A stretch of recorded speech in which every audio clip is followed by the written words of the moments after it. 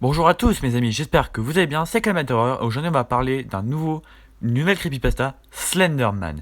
Slenderman est présenté comme un homme blanc, mince, qui a un style assez particulier. Effectivement, il est vêtu d'un costard cravate et à la peau anormalement pâle et sans visage. Slenderman est sûrement l'une des creepypastas les plus connues au monde. Même des gens qui traînent pas souvent sur la fenêtre connaissent Slenderman. C'est une créature qui a été créée sur le forum Something Awful par Victor Sturge en 2009. C'est vite rapidement devenu un mème ou carrément une légende. La peur de beaucoup de jeunes de croiser Slenderman en pleine forêt était immense à l'époque. C'était quelque chose de vraiment terrifiant. Ça a traumatisé beaucoup de gens. D'ailleurs, Slenderman en anglais peut dire homme mince ou homme élancé, ça peut se traduire comme ça sur traduction. Ça a même eu le droit à son propre film, à tel point vous dire que c'est sûrement l'une des légendes les plus connues au monde.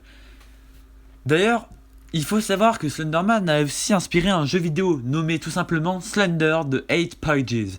Oui, c'est un jeu où tu dois tout simplement récupérer des pages qui peuvent être dissimulées sur une carte, et Slenderman en étant le protagoniste principal vu qu'il te suit. Et voilà. Le Slenderman, c'est quelque chose de très connu. Il est souvent considéré comme un personnage néfaste, méchant, qui kidnappe les enfants. C'est un peu un croque-mitaine moderne en fait.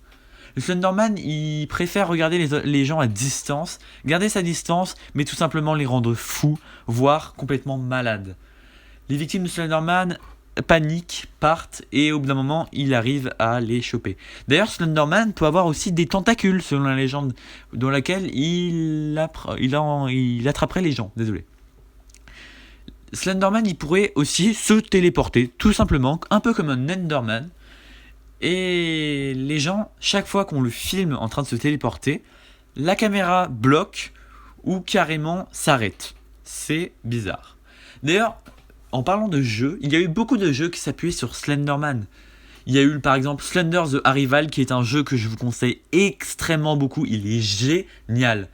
Il y a aussi Slender Sanatorium, Slender Hospice, Slender Elementary, Slender Mansion, Slender Claustrophobia, Slender 7th Street, Slender Space, Slender Prison, Slender Cannibal. Bref, beaucoup de jeux autour de ce personnage mythique. D'ailleurs, Marble Hornet, qui est une web série qui a été créée sur internet il y a pas mal de temps, s'inspirait de Slenderman. Elle a été créée seulement 10 jours après la creepypasta de Slenderman. C'était un coup de génie. Le problème, c'est que Slenderman a inspiré un meurtre. Oui, un meurtre. Le 31 mai 2014, deux filles du Wisconsin âgées de 12 ans ont tenté d'assassiner une de leurs camarades de classe en la poignardant 19 fois après l'avoir entraînée dans les toilettes publiques d'un parc, prétextant une partie de cache-cache. Elles ont expliqué avoir agi ainsi auprès d'une demande de Slenderman qui les aurait forcés à passer à l'acte et menaçant de tuer leur famille. Une des jeunes filles aurait aussi avoué désirer en devenir une disciple.